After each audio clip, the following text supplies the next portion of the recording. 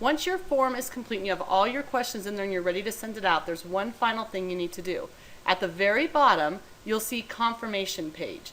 By default, Google's response is once people hit submit on your form, a new window will pop up, and by default, Google has it say your response has been recorded.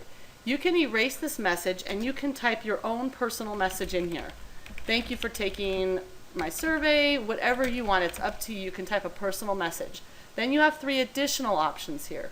Check the box if you want to show link to submit another response. So once they've submitted the response, if you want to give them an option to go immediately back to the link and take the survey again, you can check that box. If you don't want that option, uncheck it.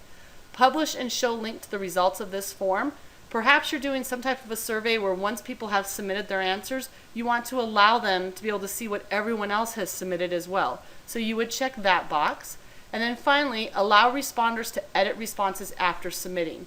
If you're doing something where you want them to be able to check what they have already submitted and maybe make some changes, you would check this box. If you don't want to allow that, make sure that these boxes are unchecked.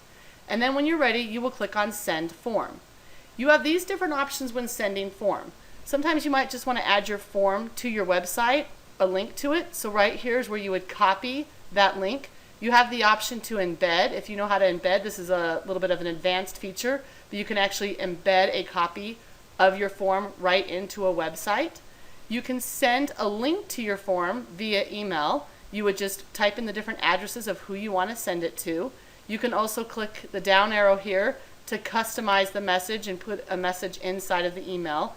Once you have made your selections here, then you would just click on Done. And you now have a live form. If you come up to the top, you can see right now you're accepting responses.